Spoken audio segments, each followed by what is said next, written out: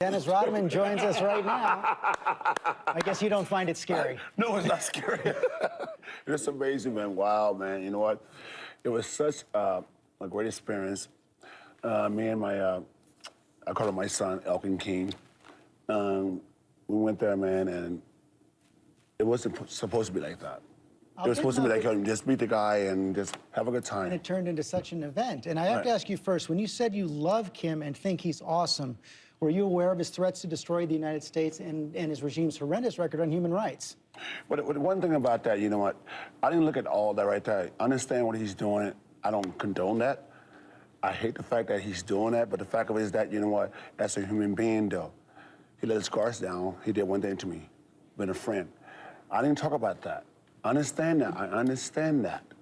Do you think you have a responsibility to ask him about it so that you don't be perceived as sort of propping up his regime, his cult of personality? Well, I think when you grow up in an environment, especially when your grandpa and your father, you know, one thing, the kid's only 28 years old. You called them great leaders. Do you really believe that? No, what I saw in that country, and I saw how people respect him and his family. That's what I mean about that. Aren't they forced to? Huh? Aren't they forced to? Well, I say no, because I think he's going to change something, because he says a different view. Because I sat with him for 2 days, and the one thing he asked me to give Obama something to say and do one thing. He wants Obama to do one thing, call him. He wants a call from President Obama? That's right, he told me that. He said, if you can, Dennis, I don't want to do war.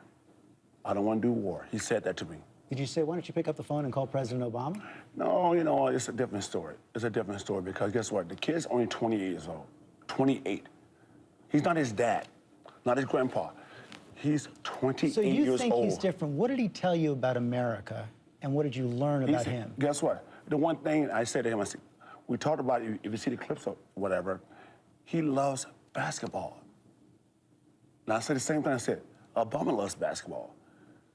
Let's start there. Let's start there. If you see the quotes in the papers, he says that. He says that about sports. Both of you guys love basketball so much. So that's one tiny bit of common ground. Did you get any sense from him that he was looking to change the relationship with the United States? Well, one thing about him, one thing I noticed about him, he's very humble. He's very humble, man. As a kid, he's very humble. He's very strong as a man. He's very strong, but guess what? He don't want war. That's one thing he don't want. He said in the past that he would destroy the United States. Well, I just think that. I think that's coming from his father.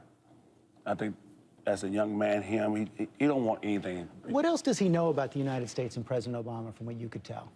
Well, I can tell about him. He does one thing. He loves power.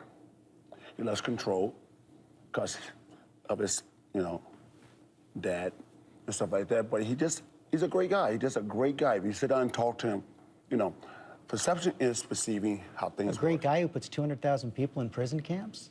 Well, you know, and guess what? It's amazing how we do the same thing here. We have prison camps here in the United States? We don't have prison camps. Guess what? This is all politics, right? This is all politics, right? And the one thing, he don't want to do that. He don't want to do that. But you know what, dude? It's more like it. I'm not like a diplomat. I don't want to do that. But it sounds like you're apologizing for him. No, I'm not apologizing for him. I think the fact that, you know, he's a good guy to me. Guess what? He's my friend. Guess what? I don't condone what he does, but as far as a person to person, he's my friend. But as far as what he does, but can't deal with it. Someone who hypothetically is a murderer, who's your friend, is still a murderer. Well, you know what, dude? Seriously, you know, guess what? Guess what? What I did was history.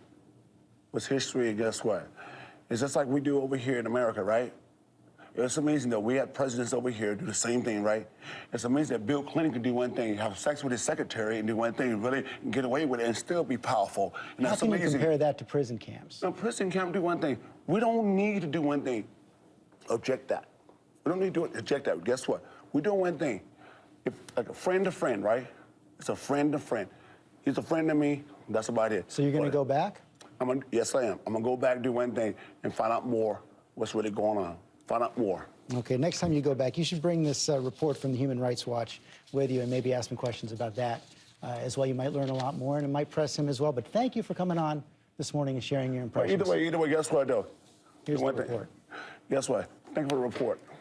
Okay. Guess what? Guess what? Don't hate me.